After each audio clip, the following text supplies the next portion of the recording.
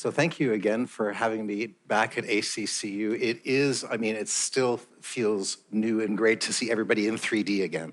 So thank you for that and for coming. I'm sure you'll have a wonderful conference. I get to talk and natter on a little bit about safety, security, and safety, and that's not a typo, and C/C++, which is also not a typo, but might bring down a lightning bolt on me. So sorry to those of you in the front row who might get the lightning bolt splash.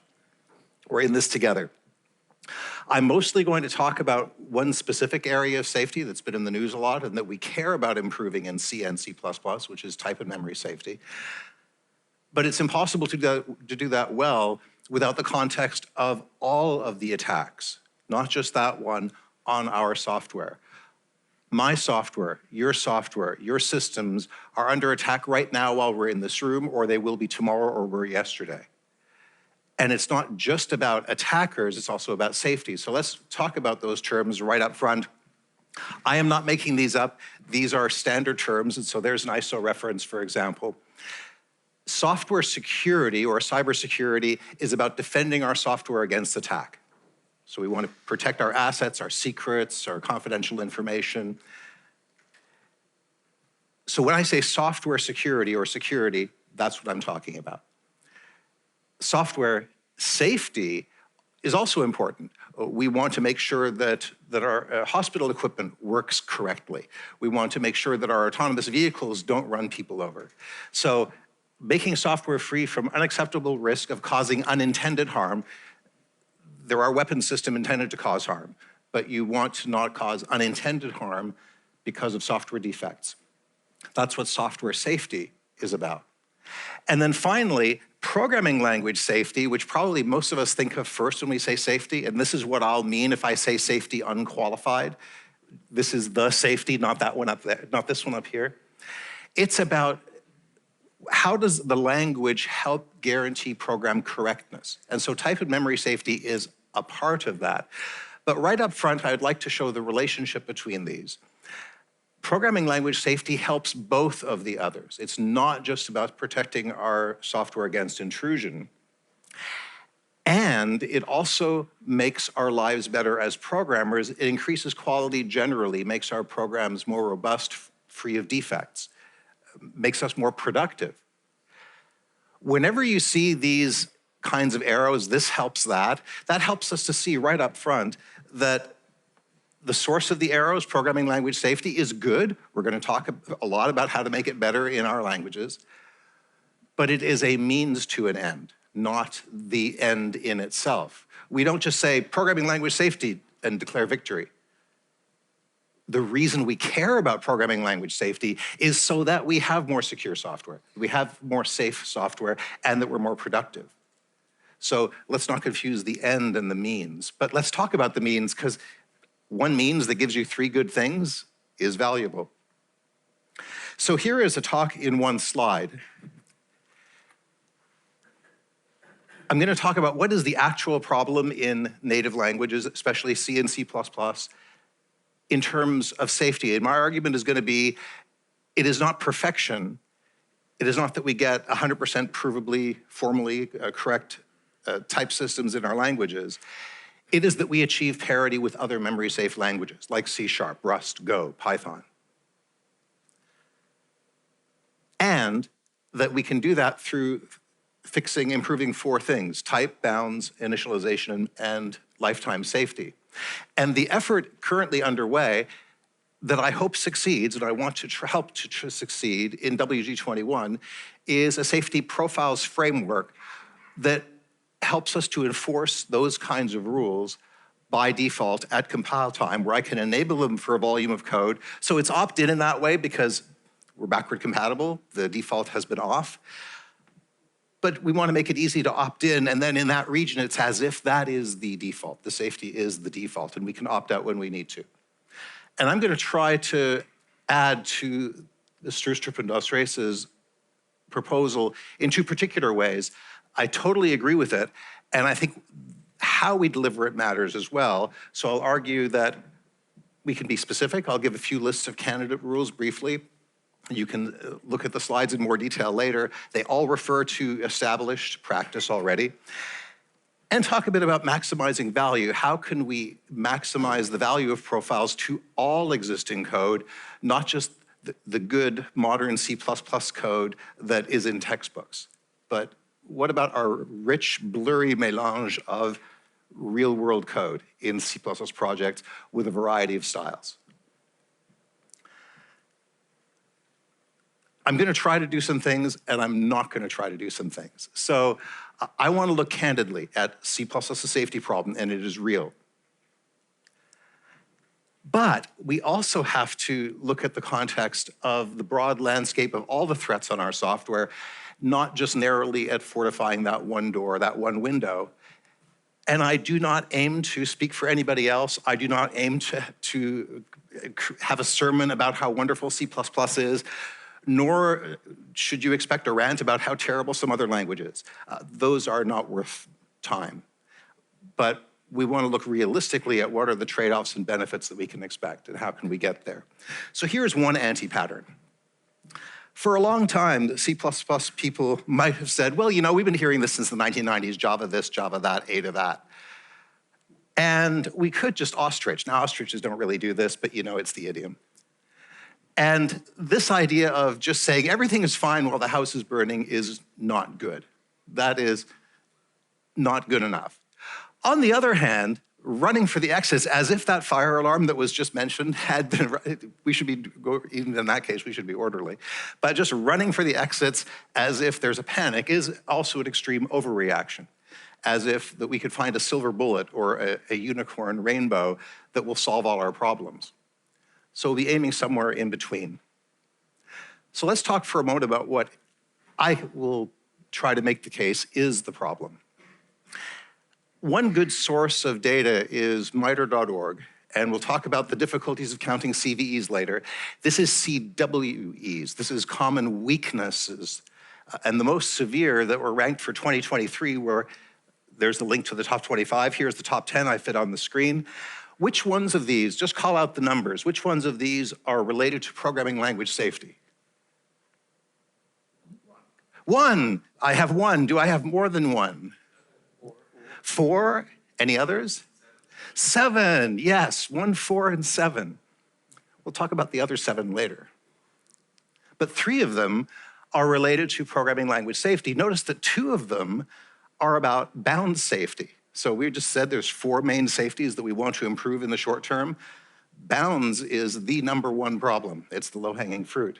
And so here's a slide I showed a year and a half ago at CPPCon showing that, again, the breakdown of memory safety vulnerabilities, excluding the others for now, it's the same old 4, lifetime initialization, type, and bound safety. So our immediate problem is that it is way too easy in C and C++ code to accidentally write a bug in one of those 4 areas because the default is it compiles and appears to work, right? Like a race condition. That's not ideal. And especially because we already have lots of known rules. If you are running a modern static analysis tool, many of those things would be caught, but do you have one installed?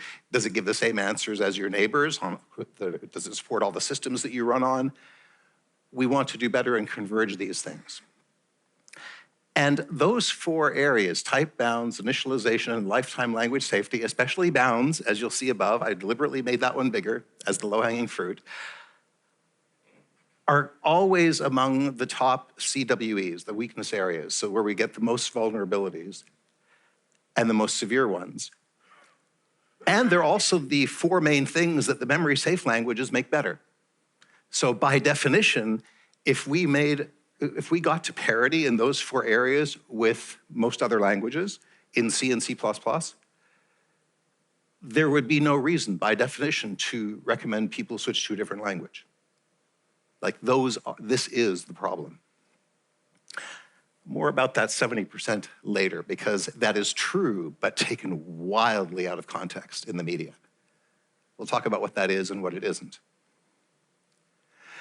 So my hypothesis that I hope that profiles will be able to deliver is that C++ can help us have a mode where we can by default enforce the rules that we mostly already have, plus fill in a few gaps as we need to, and get to parity with other languages in writing those defects in code, that we get compile time enforcement.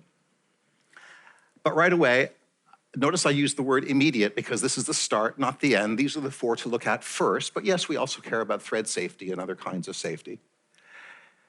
The default and enforcement are important, and we'll talk about that some more later, about why safety by default is a big deal.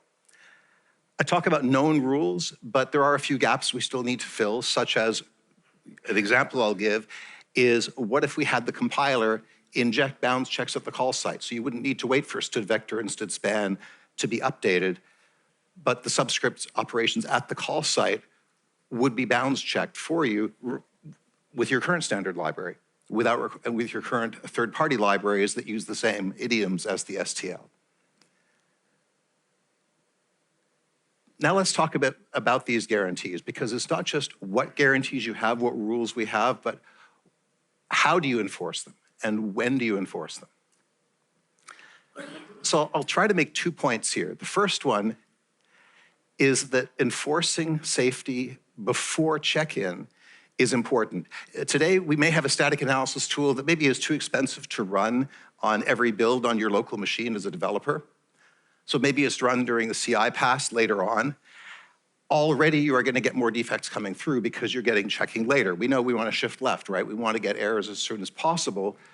At build time is ideal. And I wanna quote David Chisnall. He was from Microsoft Research, and he was just about 3 months ago responding to a thread on the FreeBSD Hackers Forum about moving to Rust as a systems language, or adopting Rust in FreeBSD. And because he was one of the co-authors of a Microsoft internal strategy paper that recommended Rust by default, he gave context from his experience there, and I worked with that as well. But here are David's words that he posted to the list, so they're already public, I can quote them.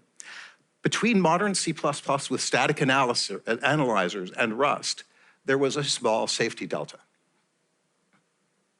as far as Microsoft internally was concerned, evaluating those languages. The recommendation, nevertheless, was to prefer Rust for new code. Why? It was primarily based on a human factors decision. It is far easier to prevent people from committing code that doesn't compile, right? So shift left. Safety checks early matter, and at build time is ideal. He also made the point, between using modern C++, even just smart pointers and ranges,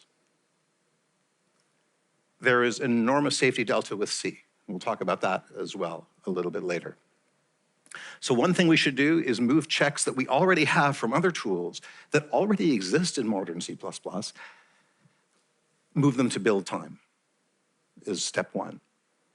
And you might think about this, you don't check for weapons once you're seated on the plane. You check well before. You don't want late checking, you want early checking. And thank you, DALL-E, for trying to make a picture of that. You might have noticed this is physically impossible. You know, maybe the hand has a magnetic thing that's holding onto the briefcase on the other side. So I asked DALL-E to try again, like, show me a family. And DALL-E did better this time, except that it was like they're not actually going through AI. It's fun to poke holes at it, poke fun at AI. But thanks for the effort. So that was number 1 at build time. Number 2, by default. Safety by default matters. Today, one way, and this is just me talking, so this is the way I would phrase it. Perhaps other people have better ways of phrasing it. I would say that C++ today, and for the last 30 years, has been built on the philosophy, performance by default, safety always available. What's the default? Performance. Now, you will take those performance sharp knives out of a C++ programmer's cold, dead hands, right? We want all of those sharp knives. So don't take them away. But we also have to acknowledge that if a language can reject errors early and have memory safety guarantees early, we'll have fewer bugs overall. It's not just about safety and security. It's also about productivity. So what could we do? Without taking away the knives, we could say, aim for safety by default, have a way to enforce these known rules at compile time by default, but still provide an opt-out. You can still get at all the knives, not just like Rust unsafe gives you access to 5 or 6 of the knives. We want all the knives. We want like time travel, undefined behavior, but not by default, please. We don't really want time travel, undefined behavior at all. But if we can see when it's happening, then we know what we're paying for. We're not getting it done to us. We're saying, I know what I'm doing and that the way I'm doing it, I'm going to be extra careful, but I want an explicit opt-out. That is still in accord with the zero overhead principle that I don't pay for what I don't use. Now, you might have noticed the picture. So this was I showed you this version of the picture that DALL-E generated. I'm gonna pick on DALL-E just because I was using ChatGPT and so I used DALL-E. So I said, show me like an example of a foot gun, and I won't show you the first couple because they were really violent. But it came up with this, a damaged foot. Here is the whole picture, which is kind of interesting. And then I thought, you know, J.F. Bastien gave a really nice talk about safety at CPP Now. I think, was it last year or the year before? And I liked how he used rabbits in the style of E.B. White. He also did AI-generated artwork. So I thought, okay, show me the same picture in the style of E.B. White. Okay, that's much better. So let's talk about those, the rabbit and the kitchen. I am all in favor of knives. We are not going to take the knives away from C++ programmers and still call ourselves C++. That would be doing harm to our value proposition. But there's nothing wrong with putting the knives in drawers so that we can explicitly opt into opening the drawer and taking out the knife when we want it. I want all my knives, I just don't want them lying around on the floor. The left picture is performance by default, safety always available, watch where you step. The right is the same kitchen with the same chef and the same knives, but in a drawer, safety by default, performance and control, always available. A lot of chefs have partial fingers, you know, it happens. So one way that I think of it, and this was inspired, I'll tell you where I got the idea in a minute. One way I think of this is like you're wearing armor. You want safety by default. So a knight who's in battle wants armor all the time. Now you might think this is pretty lightweight armor because maybe he's doing ninja moves. By the way, is this AI generated? Yes, count the fingers. There are 9. Thumbs are fingers. We can talk about that later. But context is important. Safety by default is good, but can you think of a context where you wouldn't want to be wearing heavy armor?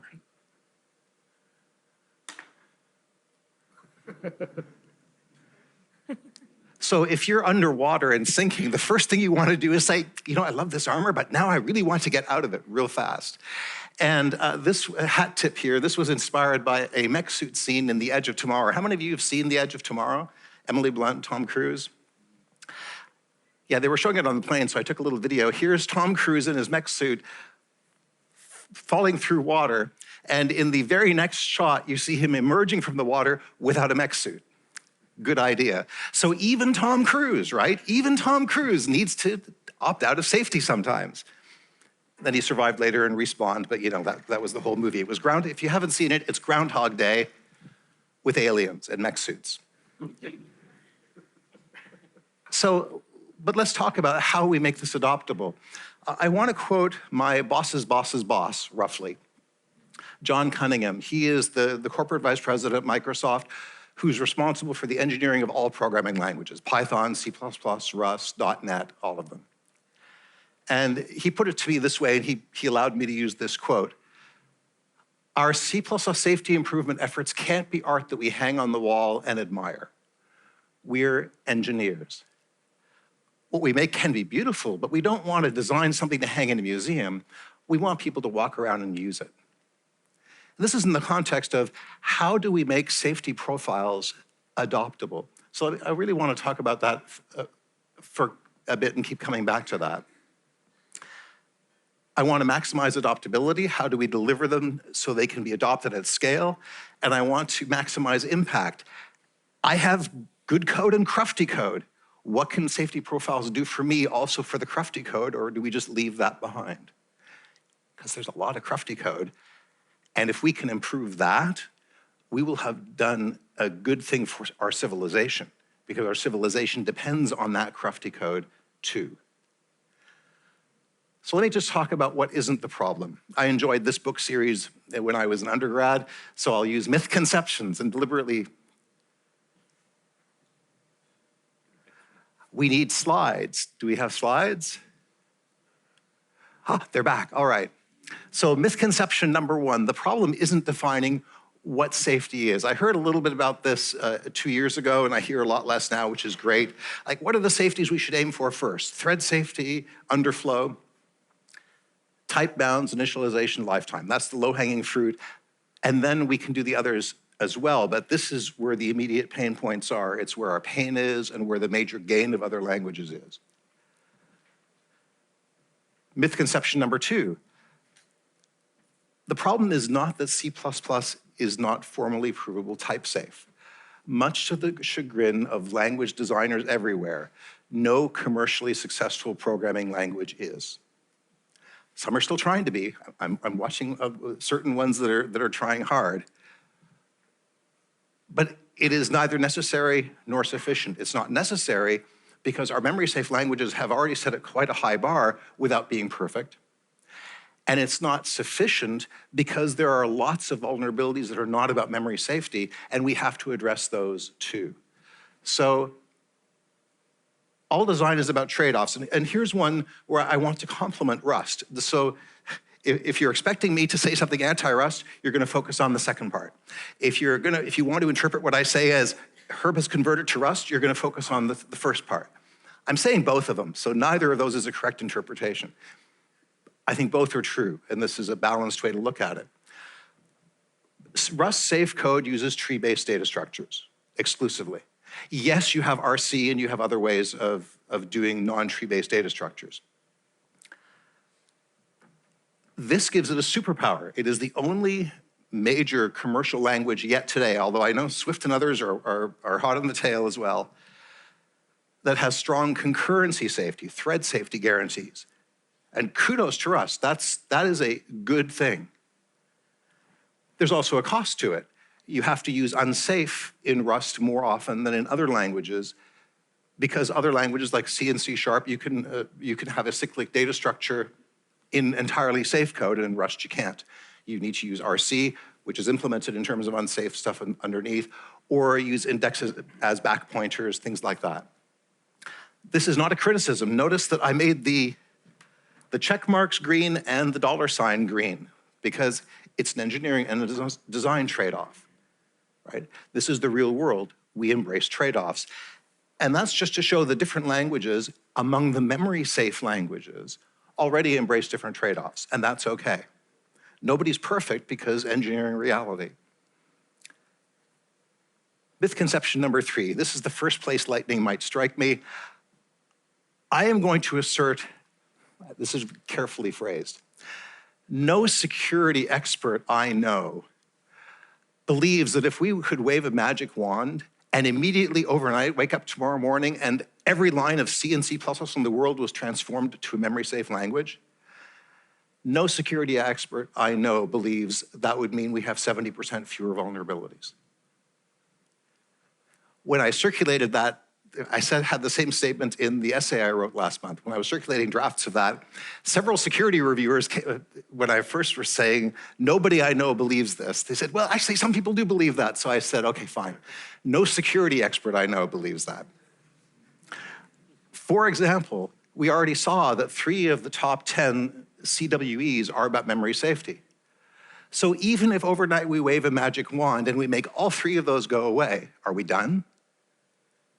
Should we expect that we've now removed 70% of the world's vulnerabilities? Not by a long shot. Don't get me wrong, it would be great to get rid of those 3, and we should try. But let's not be myopic. Let's not focus too much on one problem when we want to address all of the threats on our software. Why doesn't your home front door look like this? I love the Fort Knox label, that's the manufacturer. That would be a pretty good front door, right? Pretty secure. Yeah, and there's always a usability trade-off in getting in and out yourself, but why don't we spend all our security, home security money on the front door? Burglars go after the next weakest point of entry, the next weakest point of quiet entry. So if you have an unsecured window that has no bars next to the front door or around the back of the house and they can get in without the neighbors hearing, just break it quietly. You spend a lot of money on a front door, but you haven't secured your house. So we want to protect all the points of attack. And attackers go after the slowest animal in the herd. If we fortify one place, they will switch to the next place. We are already seeing that with attackers moving from malware to other vectors because endpoint security is effective. And we have a ways to go, but we are already seeing the attacker shift. They'll look at your window, even if we ignore it, they will look for it. Yes, there absolutely have been memory safety related severe attacks in the last few years. But many of the most severe attacks, not all, but many, have had nothing to do with memory safety. SolarWinds was about hijacking an update system to deliver malware. Log4j was written in a safe language. It was about sanitizing input. From 2023, Kid Security is a parental control app, sensitive information. They didn't enable authentication for Elasticsearch, and left open 300 million records, including tens of thousands of phone numbers and emails, in a software security application. Not to be outdone, Darkbeam, which was a data breach alert database, exposed its records by also, drumroll, not enabling authentication for Elasticsearch. So I guess they would immediately then inform the people, since that was their, yeah. One of the worst last year, one of the ones that we don't know what the impact totally is yet, but is perhaps the scariest or one of the scariest of 2023. Kubernetes secrets are by default stored unencrypted in the data store you're using, and people forgot about that when they put their data stores in public GitHub repos. And we just talked about hundreds of millions and billions of exposed records in Kid Security and Darkbeam. So you might say, oh, hundreds of credentials that we know of, the researchers found, were exposed on GitHub in public repos. So hundreds, that sounds pretty good, right? It's not billions. But those are root credentials. So one of those credentials gave access to an SAP SE repo with nearly 100 million artifacts. That was one of those credentials. Two of the others were to the registries of top-tier blockchain companies. The jury is still out on how much damage is going to be done by these credentials that were stored in the open, and nothing about that had anything to do with memory safety and programming languages, nor would have helped if all the world's code was written in Java for the last 30 years. And you might have mentioned XZUtils. I live in America, but we know it's XZUtils. So let's talk about XZUtils. Do we have a screen? Thank you. How many of you, when you first read about XZUtils, thought of XKCD before they even showed it, right? This is like the most topical, so did I. I thought, wait, Randall wrote about that, and I looked it up, and then, of course, everybody was quoting it.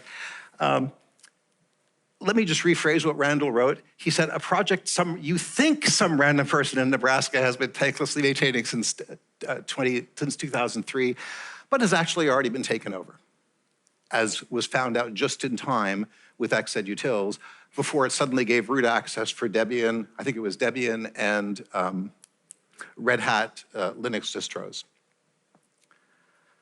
So one of the first things that Bruce Steyer, security guru, wrote about this on April 2nd, so 2 weeks ago. I'm going to highlight the bottom part.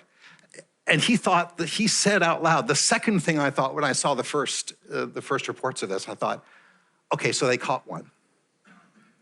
That just shows that it's possible, and they caught this one. Why on earth would we think that that was the first? So as he put it, I simply don't believe this was the only attempt. I believe this kind of operation has been successful in the past because we haven't secured what? Memory-safe languages? No. Repos of underappreciated fundamental software that everybody relies on but hasn't been invested in, and we rely on the goodwill of volunteers. We need to fix that. too. In addition, notice I'm not doing a whataboutis thing. I'm not saying do that instead of memory-safe language improvement. No, do them both, because this is really important too. And finally, I want to address misconception number 4. I have heard some people say it's your fault if you're a C++ programmer, because you should be using the tools we already been giving you, you ungrateful lunkheads. Which could raise your ire, especially if you are one of those, and raise your hand if this is true of you, saying, I've tried to use those tools. You know how hard they are to get and use? Quite a few hands. So I'm not going to read through this slide, but I talk about this in the C++ safety essay I wrote. There is a real deficiency in how we deliver these known good rules today. And so what developers need is low false positive checks that are delivered in the box, ideally with your compiler, and run at build time before you check in, that are deterministic and easy to adopt. That is the kind of thing we should be aiming for. So I have a simple question now. And this is where lightning bolts are going to start coming, so watch out if you're standing near me. Or maybe I'll just stand out here. This will be good. Like maybe it'll deflect lightning bolts because they won't want to hurt you. This code on the screen, is that a low-level or high-level operation? How many of you would say, yeah, that's a pretty low-level memory allocation? Quite a few hands. How many would say that's a high-level memory allocation? Okay, now you surprised me. That's almost the same number of hands. Yeah, it depends what you're comparing it to. If you compare it to make unique, the top line, that first line with make unique is type, bounds, initialization, and lifetime safe. It's got all 4 of those properties. By construction, you will not leak it accidentally. You will not go out of bounds because unique pointer, not of an array, doesn't allow arithmetic. You type safe, you have the type correct all the time. There's no reinterpreting cast of the pointer. And it's initialization safe because you initialize the widget object. You actually call a constructor before you expose access to it. This is safe code. But that second line that many of us say, don't do that anymore because you've got the first line, it's worth pointing out it is type and initialization safe.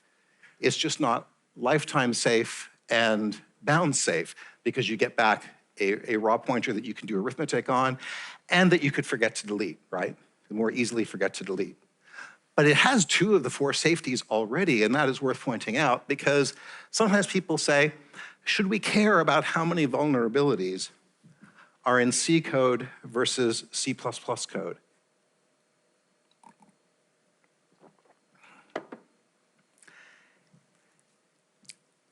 I don't know how to heap allocate an object in C without a reinterpret cast, which may be implicit from the malloc void star to my widget star, and with a guarantee of initialization safety.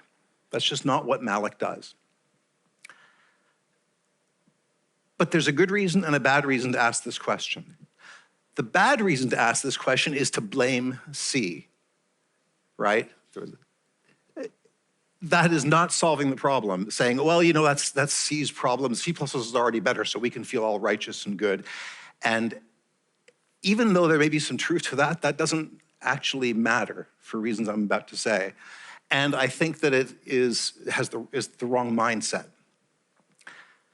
But it is validation that C++'s current guidance actually does work, so that when we talk about tools like safety profiles to turn them on by default, we have known experience with something that is good. Yes, let's turn that on by default because we have some evidence that it already works, right? So that's a good reason to ask this question. It turns out it's really, really hard to find out how many vulnerabilities, CVEs, are reported in C code versus C++ code. The MITRE.org does not distinguish them. I'll show you a database that does, but it's, again, only 1 data point, so don't overemphasize that. Also, the security and robustness cultures in different languages vary. Rust is much more eager to report CVEs than C++ is. So of course they're going to have proportionately more, not because they're less safe, but because they actually have better security culture, right? And still they have fewer CVEs than C does, for example. But here's a summary of why we can't just count CVEs. And there's more, but that gives you a flavor. But I have so far been able to find one source that's a reputable source, men.io. And we're currently working on other members in SG23 in the safety group are trying to see if they can get similar numbers out of their databases where they actually attribute vulnerabilities to what language was the code written in that had the vulnerability, because that's useful information that MITRE.org doesn't store. So they had this thing in 2019. What are the most secure programming languages? And even there, they showed C and C++ kind of together, but they distinguished them, which is good. And again, look at the left side of the screen. Do not over-index on what I'm saying here. This is one data point I know about. I am very aware of confirmation bias, that I could be seeing the data point I want to see, but this is the data point that I've been able to find that breaks down by programming languages, the source of vulnerabilities. It's also back in 2019, and I've reached out to them to see if we can get updated numbers. But here is what we know. So here's total reported open source vulnerabilities according to this database by the language they were written in. You'll notice C is at the top, PHP is a distant second, and C++ is down between Ruby and Python. Just one data point, don't quoting this as the last word, but it's a data point. Okay, there is a difference. I'm not willing to say, oh yeah, that's 8 times more likely in C. No, I'm not willing to say that. But it's one data point that it appears there's a difference between safety and the source of vulnerabilities in the two languages. And this endures over time. If you look at, in that same study, over the 10-year period up to 2018, the bottom of the stack is C, and the next one is C++, and you can see the relative difference in the attribution. I'm about to tell you things where you shouldn't get too cocky. If you're feeling cocky now because you're a C++ person, say, yes, I've been vindicated. Hold that thought. But one of their conclusions was really true. So yes, the programming language matters, but what matters even more is how you use it. Are you mitigating your vulnerabilities throughout your software development life cycle? You should be using your sanitizers in Rust and Go. Yes, Rust and Go support sanitizers. You should be using them there too. You should be doing a threat assessment. Where are people going to attack your software? It may be in memory safety, it may be in credentials, social engineering, supply chain. There's all sorts of ways, and your enemies and my enemies are going to use those, and they are using them. So as we write our software in any language, how we use it matters. And this is why defaults help a lot, why improving C++ by bringing rules to enforce by default matters a lot. So on men.io, one of the things it does is shows the most severe vulnerabilities in the past 90 days. And all of these were ranked 10 out of 10 by whatever opaque body mysteriously ranks things and gives 10s. And I thought it instructive when you click on them what the language was that was used. If you're feeling pretty good about C++ right now because it's not in the top 6 as of 10 days ago, hold that thought. You'll be much less pleased with me in a moment. But 2 of the top 6 were in C code, 2 of the top 6 were in PHP code, and then JavaScript and Java also got a showing. So let's talk about these. That first one in C code was xzutils. What memory safety loophole did it exploit? None. Social engineering. Taking over a repo and committing code, your own code. It did not take advantage of any memory safety vulnerability. That one could have just as well happened to C++, to C#, to Go. So then what about this other one? Integer underflow. Okay, now we're getting leading to a buffer overflow. Now we're talking C stuff, right? Okay. Here's a link to the details if you actually want to look through the source code of this vulnerability, and it's nicely annotated saying on line 1 this happens, line 2 this happens, up to line 6. There are about 6 lines annotated. And here are the steps. The code accidentally subtracts the same value, the same offset twice, which is just a bug in the code, and you could write that in any language. It just accidentally on some path subtracts the same value twice. Because that value depends on the input, the attacker can control the value as to whether that value can be, it's like how many characters to the first new line, and the attacker can control that. When you subtract it the second time, you might underflow. You might go less than 0 before the beginning of the buffer. Again, it's just a programming bug. But that index is then passed to a bounds unchecked memory copy function that is not the standard memcopy, it is capital M with underscore copy, but it does the same thing. Okay, now we're doing an out of bounds write, but that's not the bad part yet. The bad part is we then store that index, go away, and on the next receive call, use it again, and that's where the malware is delivered. We overflow that pointer on the subsequent receive, that's where the malware is delivered. So is this in C code? Absolutely. I looked at the source code. If this source code had been written using std copy and advancing an index into std span, you would have had the same vulnerability. And in every other language, unless it did one of two things. In this particular case, if you either checked underflow, at least for underflow in values leading to indexes and sizes, or did bounds checks, either one of those would have prevented this. So any language that does either one of those would prevent this. This is why having bounds checking on by default is such an important thing and one that I hammer on a lot. But yes, we see C, but these things can apply to all languages. Usually when I give a talk, I look at the top 6 list if it's current information like this, and then the night before I go and update it. And I deliberately left this 10-day-old data in for this talk, because if I showed you the same list today, it would mostly be the same. 4 of the 6, I think, are still the same. Since then, there has been a number 2 severity vulnerability, which is now 1 above xzutils, which moved to number 3, which is a Rust vulnerability that was fixed in 1.77.2. But I don't want to distract, because that vulnerability is attached to Rust because their security culture reported it first, but it applies to a dozen other languages as well, including Java, where last I saw their response was won't fix. And it was considered a 10 out of 10 severe vulnerability. Rust has patched it. I decided not to show that because I do not want to get into a distraction of Herb's pointing at a number 2 Rust vulnerability happens to be one of the worst this week. It's not the point. The point is, what can we do to secure all our software? What can we learn from other languages? And how do these common vulnerabilities actually affect all of us? In 2023, Horizon 3.ai did a nice study that broke down the vulnerabilities that were known to be exploited by the root cause. And the bottom left, that red, memory corruption, that 20%, that's about memory safety. We absolutely should do something about it. Just please don't forget the rest of the pie. That's all. So yes, we need to fix that, but that's the beginning, not the end of what we need to do.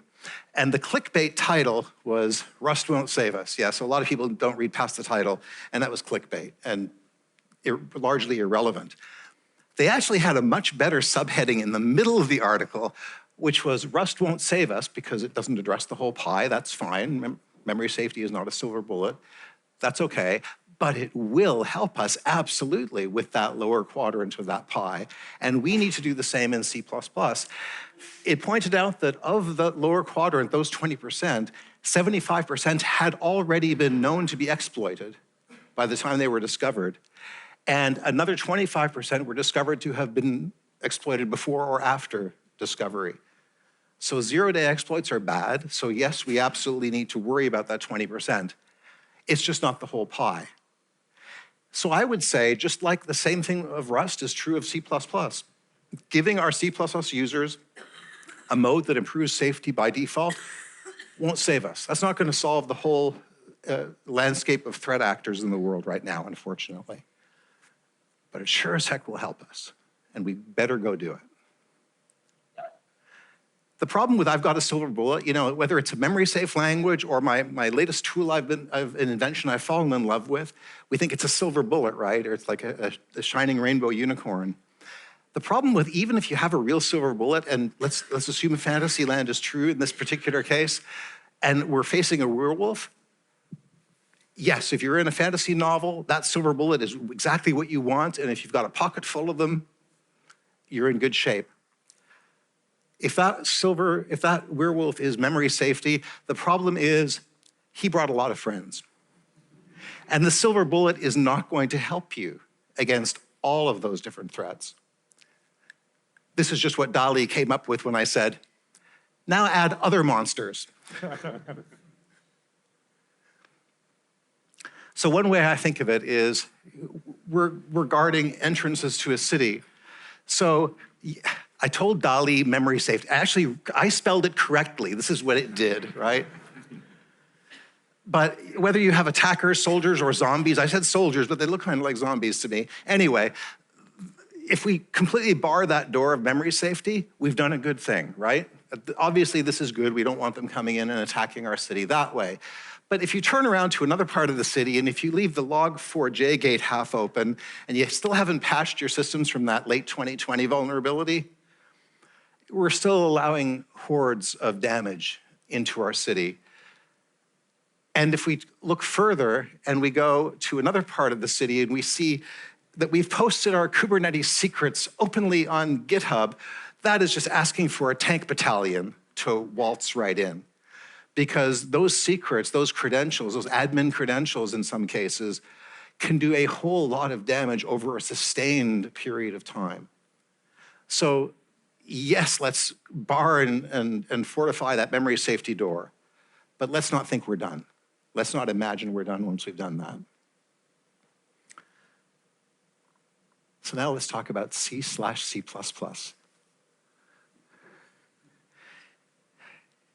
I was most nervous about this slide. We'll see how this goes for my career.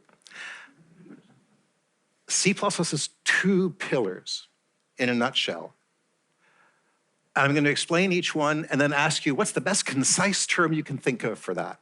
So the first one I'll say is strong abstraction power, and you don't pay for it unless you use it. What's a good shorthand term for that?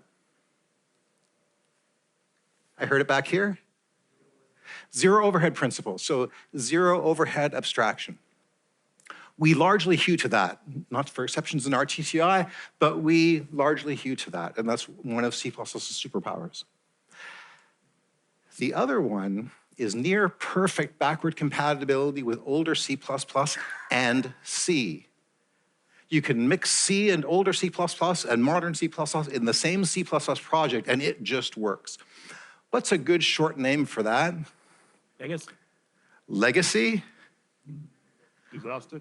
Disaster? Well, now let's be inclusive here, because we're talking about I mean, the reality is that most of our C++ projects, even because of a third-party dependency or something, most of the code that's built in our C++ projects, not always, I mean, some of us have greenfield stuff and newer stuff, but most of the time is a gloriously blurry mélange of styles that includes all of C/C++. Now let me get right here so the lightning bolt will get you all. I know there are people who think that the term C/C++ is a terrible term. I think it's an awfully good term to describe the set of code that we as C++ standards committee members are responsible for. Certainly, I don't know why anybody has ever argued that it's not a good term for the intersection, because code that compiles as C and as C++ obviously is in the intersection. But here's a pop quiz for you. And now I'll ask you to point to the left or the right and just exaggerate it. So if you want to point at the left-hand one, just go like this so I can see which one you're pointing at. If you want to point at the right-hand one, go like this so I can see what you're pointing at. Which is a C program? Your answer? For those can't see, everybody's doing this. All right. Which is a C++ program? Ah, I got some of you. A lot of people went like this. That's the correct answer. Some people went like this, then looked around and went like this. But you see the thinking trap here, right? They're both C++ programs. And if you doubt that, ISO IEC 14882 says those are both legal. That's the C++ standard. This is not a good picture of the intersection of C and C++. This is much closer. Yes, there are parts of C that are not standard C++ yet, like restrict and VLAs.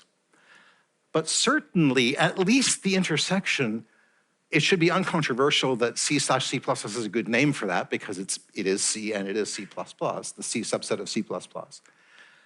But you know, we have a variety of styles, and this is just not even including in-house styles and ways that C++ is used. And they're all part of a valid C++ project. And yes, we have modern good C++, if you can find a definition for that. No. And one of the points I want to make is all of these color outside the lines. For example, we already said that over here on the left, there are parts of standard C that are not yet part of standard C++, like restrict and VLAs, right? If you're using C++ without RTTI, then you're using your own extensions instead of dynamic casts, so you're relying on something outside the standard. If you're using C++ without exception handling, then you're up there, where you're using something else instead that's non-standard. And even if you are C++ core guidelines authors and telling people to use good modern C++, you still say, and use GSL span because std span isn't bounce checked yet. That's coloring outside the lines. It's like we all do it, right? All of these subsets are extra standard, at least a little bit. But I'm interested in what can we do for all the code inside that circle. Any solution we have, what's it going to do for all that code? Because if it's legal C++, it's ours. It is our problem to solve and to do something about, including when we talk about safety profiles. So how would you define modern C++ today without a safety profile to point to? Right now it's a list of guidelines and it's like, oh, follow these practices and like use these tools that enforce some of them. There's no bright line between bad C++ or just C. I forgot before we were starting, are there any folks here who are from Scotland? Anyone here from Scotland? Oh, I'm so disappointed. I was hoping there would be at least two who could say these out loud, so I'm not going to try to do this. But the idea of the True Scotsman fallacy is, and as I've heard this applied to defining good C++, you say, well, good C++ is this. Well, what if I do that? Well, no, that's not good C++, right? It seems like a shifting definition. And the fallacy goes, one Scotsman says, no Scotsman puts sugar on his porridge. Then the friend says, well, my Uncle Angus is a Scotsman and he puts sugar on his porridge. And then you know what's coming next, right? It's like, no true Scotsman puts sugar on his porridge. And then after a few cycles of this, you narrow and narrow more. And finally you get to only we two are true Scotsmen and I'm not so sure about you.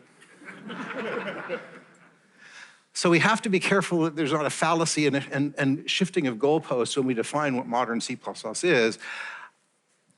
It's hard to argue with that if it compiles according to ISO C++, it's our code as C++ Standards Committee members that we own and are answerable for improving. I'm still waiting for my head to be singed. So what can we do? Let's assume we have these profiles that define well-known, statically enforceable, deterministic rules with low false positives. One option is to simply reject code that doesn't follow them. So if you use a reinterpret cast, you would get it flagged saying you have to opt out to use reinterpret cast. The problem is that requires you to change your code, right? So there's at least some friction. How many of you in your careers have learned the hard way that changing code is expensive? You know what changing code does? It not only keeps engineers busy who you're paying, it introduces bugs. Let me say that again.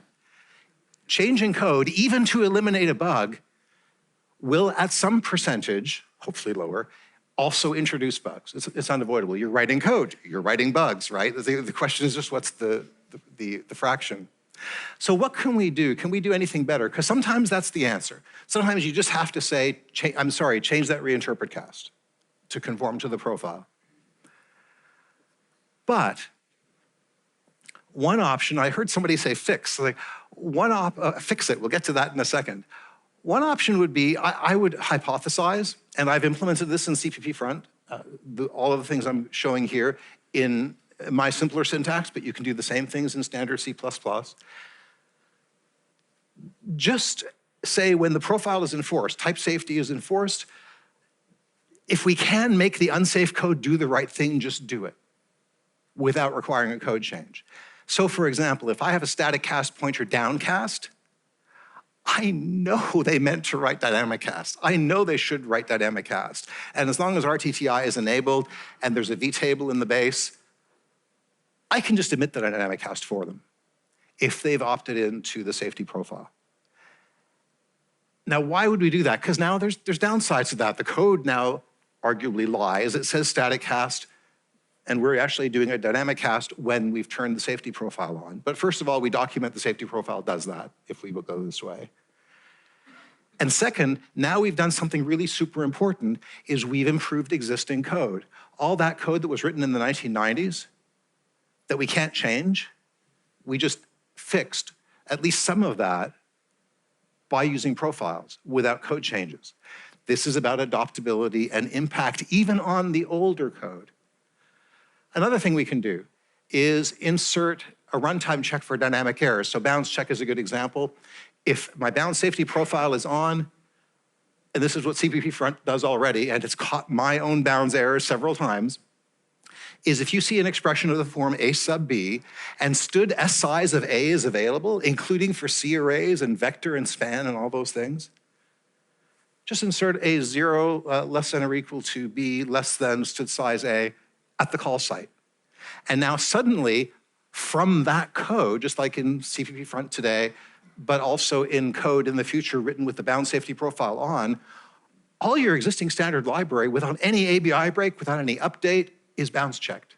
And I didn't have to bounds check vector and put instrumentation in there and in span, and it works for C arrays too. And then all three of those options could also offer what I call modernize, which is to offer a fix-it. Would you like me to change that static cast to dynamic cast for you? And you still want the programmer to say yes, but then the superpower still is it's not a manual code change. If you can offer reliable fix-its that the developer can trust. And this is how we can bring code forward.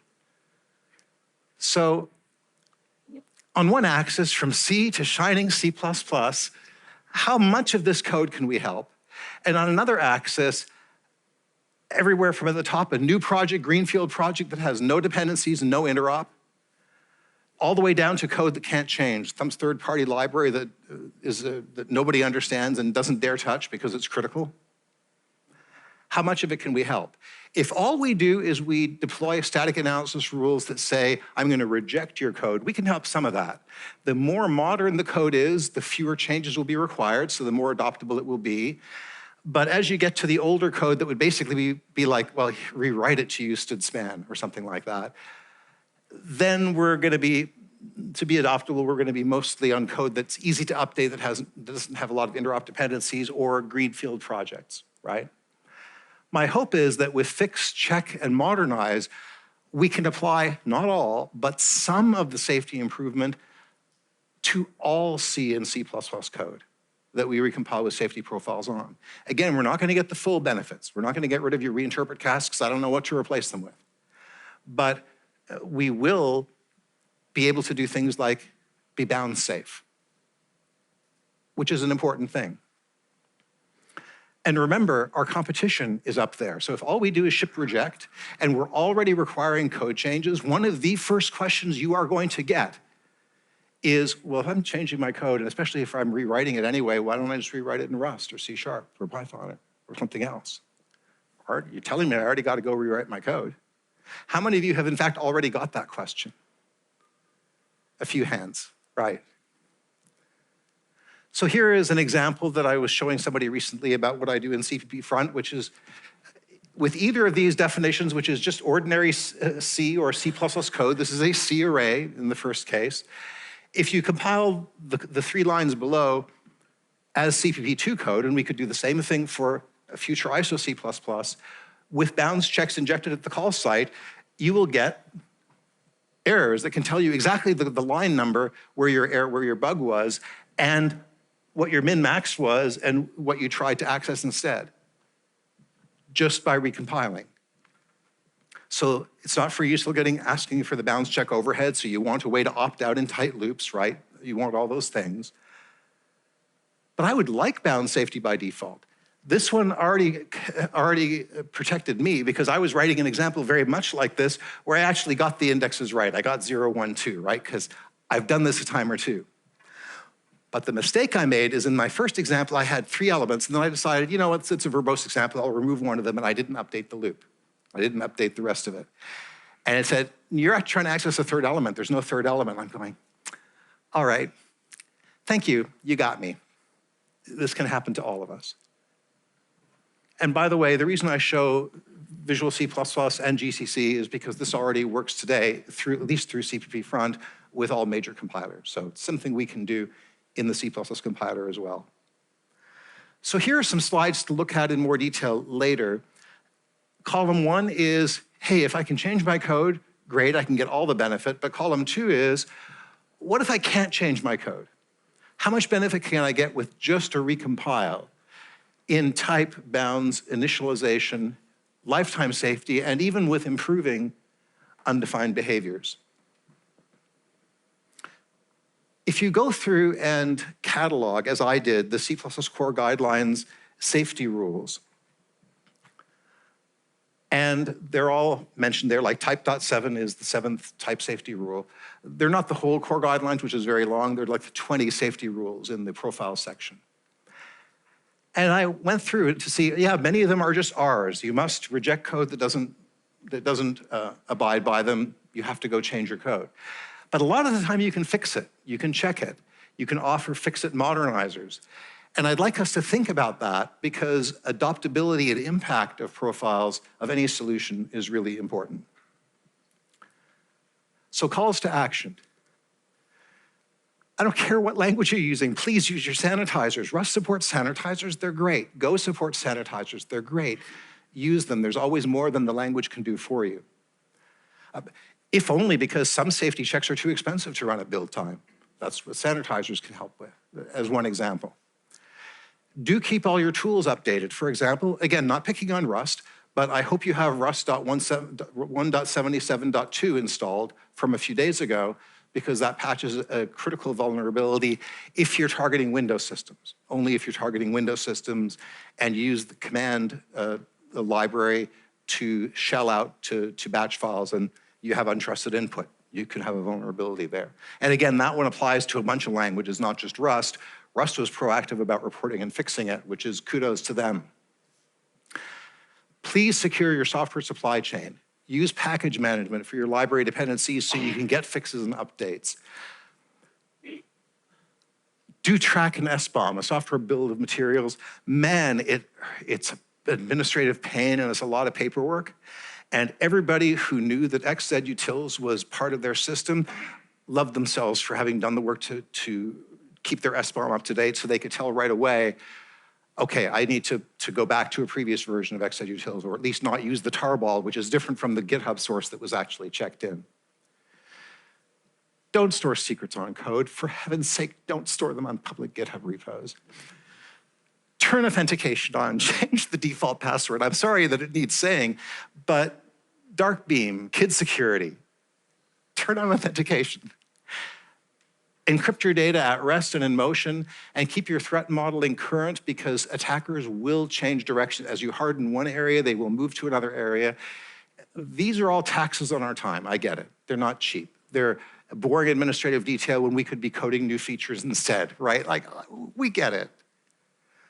But so that we have a job and our companies exist next year, this is necessary hygiene.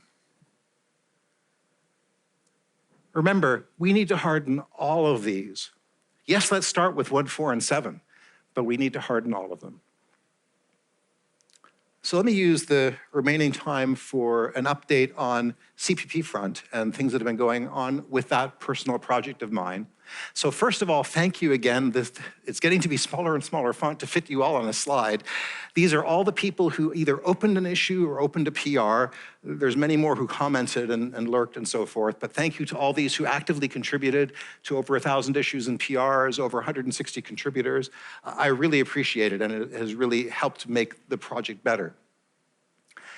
One of the big things that at CPPCon 2023, there was a bird of a feather session, and they overwhelmingly voted me to go write documentation. So I had to basically go dark for like 2.5 months and learn MK Docs with the materials theme, which is great stuff. Always learning new tech, right? We have to do that sometimes, and write documentation. Also, they prodded me to start official releases, so there now are numbered releases. Because I've got an initial feature set complete, including documentation, I feel comfortable putting release numbers on, and so that will continue. They're currently still under a non-commercial use license for now, because at this point it is still an experiment.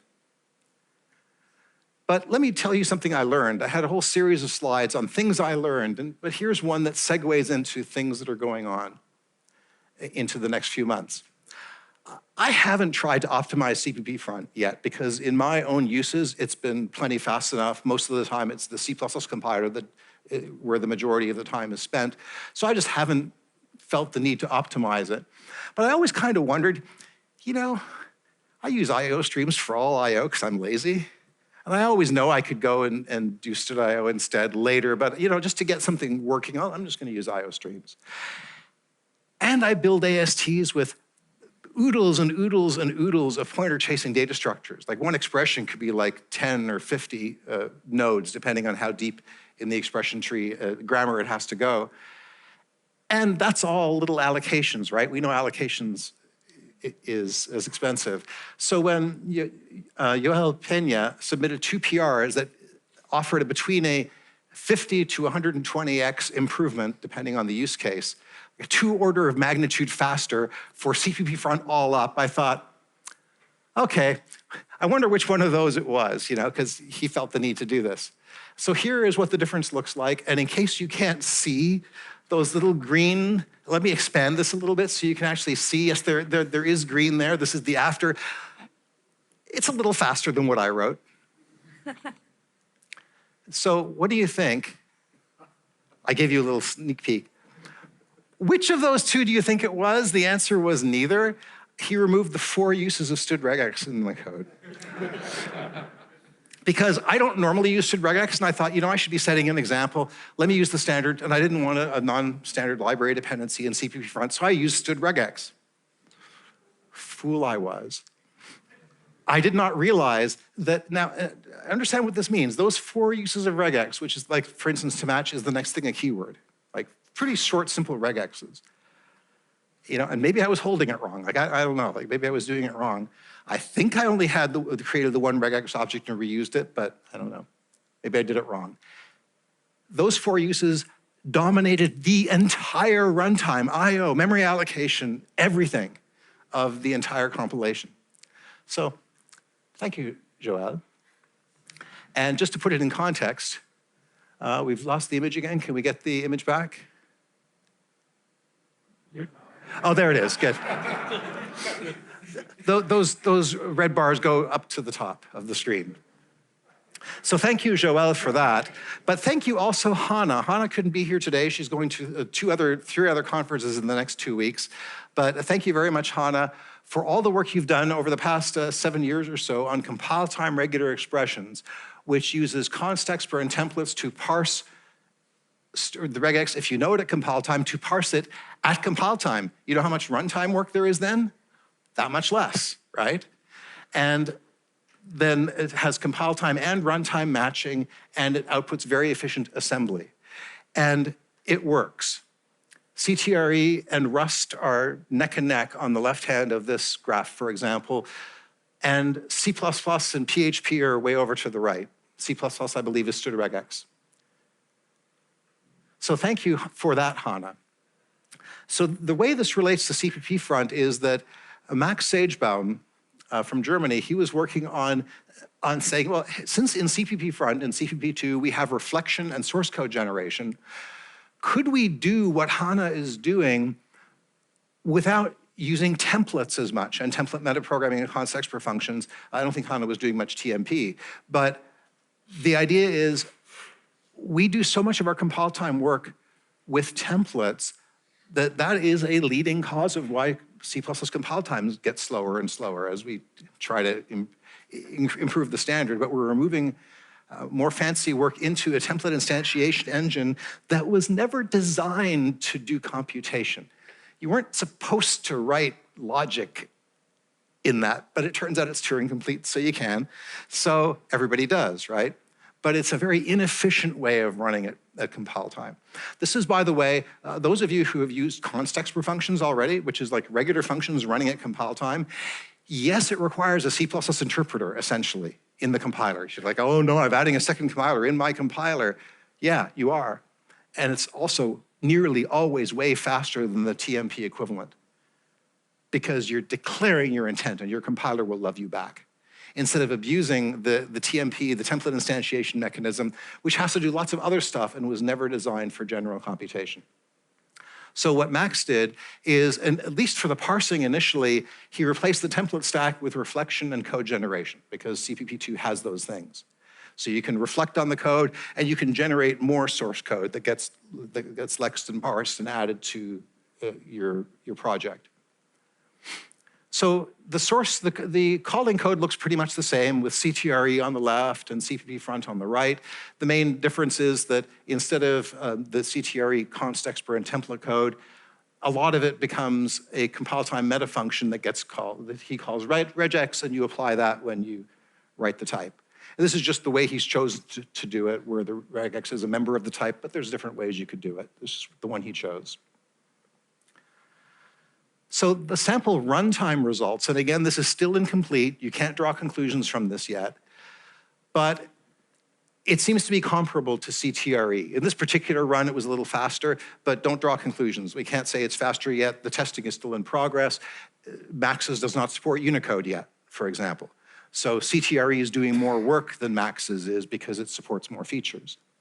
But still, that's an initial promising result that, yeah, we're in that ballpark and not in that ballpark. So what about compile time? So the runtime looks like it's promising and in the same ballpark. The compile time, this is compiling 428 regexes. This is the Haskell regex POSIX conformance test suite. And again, too early for perf conclusions, but I didn't have to use a log scale. It's in the same ballpark in terms of compilation time. Now a note, and then let me make a point. First, a note, we're exploring then whether we can use reflection and generation to get the same compile time benefits, but with clearer code, and maybe even with less compile time, and still get the same runtime benefits. So taking HANA's work and continuing on that, saying, what if we use more and more reflection and code generation instead of templates? The early results are promising, and we can learn this and use the same things for ISO C++ evolution. This is not dependent on CPP2 and cppfront. I just happen to have written that implementation as a test bed and as an experiment that is working well here. But I do want to point something out because I get this a lot. A lot of people will say to me, yeah, but cppfront is great, but it means you're running a whole nother compiler, and my C++ compiler is already way too slow. And I totally get that. My compiler is already slow, and you're telling me to run another compiler before I even get to my compiler? But you have to count the right things. In this particular example, this small bar, there was no, the CTRE, of course, had no CPP2, so the bar was 0 for the cppfront step for CTRE. But this was the entire bar. It's more of a line for how fast the cppfront compiler was to generate the regexes. Most of the work was in the middle, in the C++ compiler. But look what we traded off. At least so far, we have this much of an improvement, less runtime in the C++ compiler for this much cost. So when you say, yes, I'm doing extra work that I wasn't doing before, what does it cost me has to include what work is it saving you that you no longer have to do, that you would have otherwise been doing instead. That means doing extra work can be faster. You know, all of us have learned this. cache results. Like when you do repeated lookups, how many of you have in the last month written, I'm gonna cache a result so the repeated lookups don't do the computation more than once? Few number of hands. You're doing more work. You're using more space. But because of the work that you're not doing, that it's replacing, your program runs faster. Constexpr code is running a whole C++ interpreter now in your C++ compiler, essentially. So you think, well, that's slower. Well, it is adding a cost, but it's replacing an even bigger cost where expressing the same thing with template metaprogramming is even slower, so that's a net speed gain. So I think that's a good way to think about it. And a learning here is that, yes, you're running a whole other compiler, but it's a lot simpler compiler, even when you're doing a lot of metafunction work like the regex is doing, the source code generation and reflection. So Max's goal in the coming months, and maybe I'll have an update later in the year, is to go further on this and use reflection and code generation, not just for the parsing, but also for the engine, and to use fewer templates in the actual code that's generated to do the regex matching. Since we can generate code, we can make it ordinary code with fewer reusable templates. So this will be an interesting experiment. And I think the holy grail, like Hannah I know agrees with this, the holy grail is a language built-in regex where the compiler can just be tuned to do all this for you. But I'm a big fan of saying, especially now that we have reflection and compile time code on the horizon, and code generation on the horizon, and at least some prototypes of it working already. How much can we use that general feature to not hardwire yet another feature into a big language? Can we express it as a compile time ordinary Constexpr function using reflection and generation? That would be nice to understand.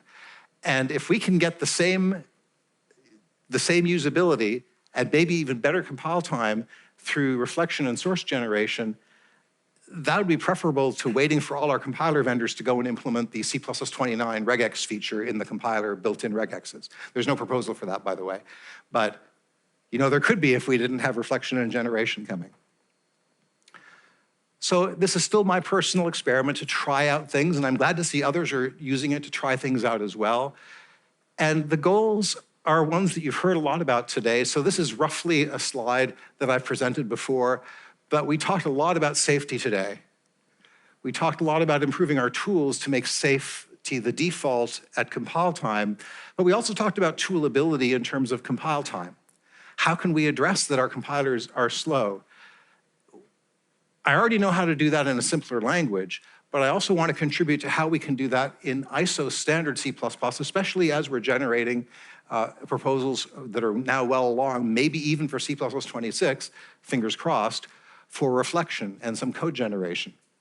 And I've mentioned before that the work I've done in CPP2, even before cppfront existed, that particular compiler, I've been doing that since about 2015 and contributing things to the standard. So the first thing was operator spaceship that came from that work that has been standardized. It's now in C++20. I didn't tell people, like a few people knew, but I didn't tell people it was from CPP2. I just said, well, I have a design for that in my back pocket. You want me to write a proposal? And so I did. And the committee liked it and then fixed it, thank you. But const-eval came in right after that. So const-eval was in C++20. That came from the CPP2 work because Lock3, Andrew Sutton and his team were building a CPPX compiler. It was not called CPP2 yet at that time, and saw the need for const-eval, so went and proposed it. So the reason we have const-eval in the standard already, even before we have like 2 standards before reflection, was because we were using it for reflection, and Andrew realized that in C++ you need a way to say this function runs at compile time. In CPP2 you put an at on it so you can already tell that, but in today's C++ that equivalent doesn't exist yet, so we need const-eval. And also, even the C++26 reflection proposals, there are 2 main ones. So Andrew Sutton's Lock3 and also David van der Voorde has been really picking it up and in the EDG implementation. Thank you, David, for all that hard work. The Lock3 one from Andrew Sutton came from CPP2. It was funded to develop CPP2. So I am committed to contributing these things back to ISO C++ evolution in a cooperative way. I am not interested in fracturing and having a splinter language or a competing successor language, those words have never been in my head. But what can we do cooperatively to bring C++ forward? And so I talked about reflection here at the end, but the bounds checking, the automatic bounds checking is already implemented in cppfront today. I can implement it. I'm sure a real C++ compiler implementer can implement it. I know it's not that hard. And because all you need to do is you see a subscript expression, which you know in the parse tree very easily. Look, it's right there. And then you can just emit the code. You can steal it from cppfront's support library if you want, that says, if std size exists for that, then insert this check. It's very easy to do. So we've talked about safety and security. We've talked about C/C++, and my hair has not been singed yet. We'll see how I do the rest of the day. But remember, memory safety attacks, we need to do something about. But we have a good roadmap. We know the rules already. Now we need to enforce them by default in a more adoptable way. But please, please, please don't ignore the other encirclements of our adversaries, because our adversaries are all around us. They are causing us a great deal of pain. How much better the world would be if we didn't have bad actors and malware, if they were contributing to civilization instead of in breaking civilization. But that's not the world we live in, so we have to defend ourselves against those. And let's keep track of all of those things as we talk about safety and security through safety and other ways in C and C++. So thank you for your time. I don't know if we have time. I think we have a couple of minutes left for questions, 5 minutes. Okay, so how do you do those? Are there mics people go to? Just point and the mics will go. Point and the mics will go. Let's try this. Thank you.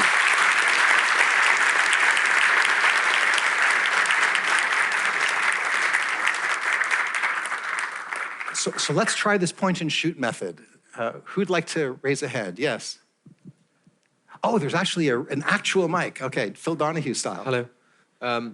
So if we move to an approach where basically all your knives are in the drawer, then the problem becomes find the right knife. Do you expect half of the booths outside in 2 years to be about like novel profiler products?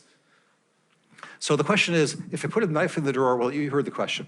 What about using the right knife? Will we still need tools? Absolutely. So the tools that are out in the, I haven't enumerated who all the vendors are, but as they're already giving you tools to make your programs better, you will still need static analyzers. You will still need sanitizers. Rust does. So some of those safety guarantees are going to move, I hope, into the compiler into run at compile time, but they have to be certain things. They have to be low false positive. So your sanitizer and other tools are still going to be there for the higher false positive ones. They've got to be efficient enough to run deterministically at compile time. The more expensive ones will still have to be somewhere else.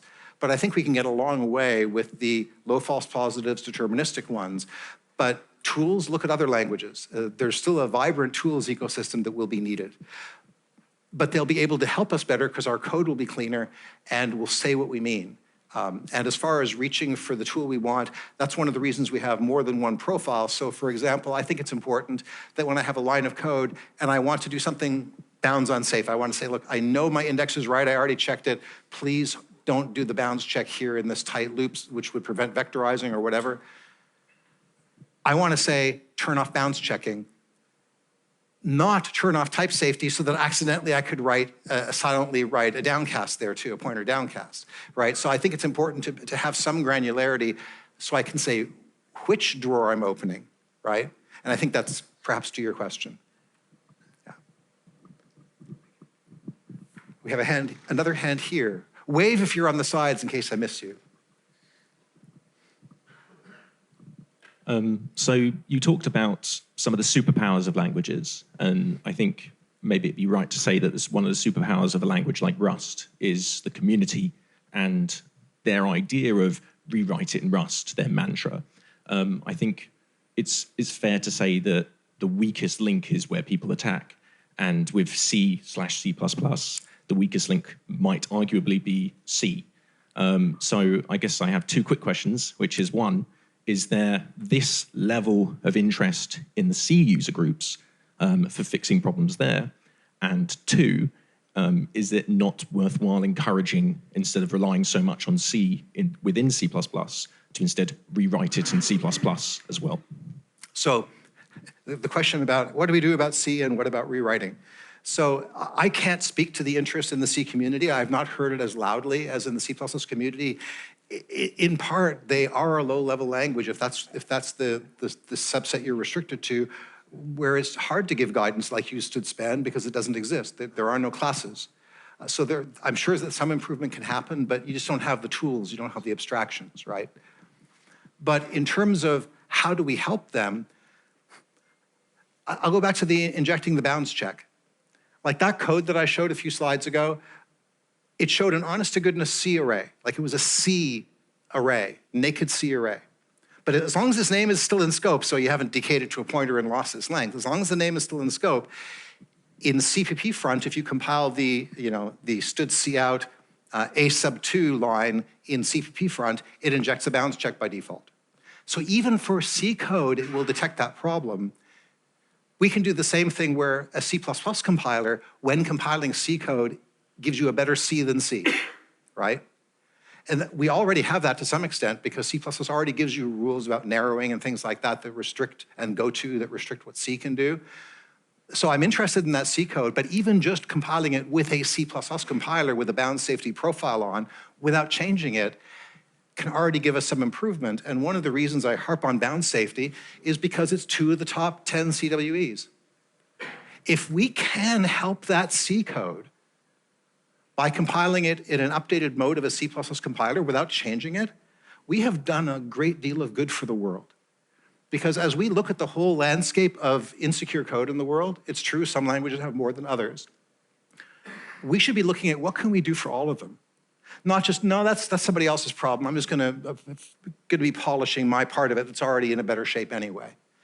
That doesn't help the whole problem, especially when that C code is valid C++, so it's ours. I'm gonna hammer that again. If ISO IEC 14882 says it compiles, it's our problem to do something about, as long as it's compiled with a C++ compiler. So I would like to help even the C code. Now, if you can change the code, that same profile will say, if you enforce it, will say use stood span instead. Wonderful, great. But if I can already deliver benefit to code I can't afford to change yet, or I can't change for whatever reason, just by recompiling it, I think that's a worthy thing to try to do that will help all of our software defend itself, because we're under such attack. It's a horrible place, this world. All right, I think that wraps this up. Yep. Now they're going to take down this barrier and split into 2, and you have 25 minutes, I think, until your next talk. Yeah, and thank you very much again for the keynote talk. All right, thank you for having me.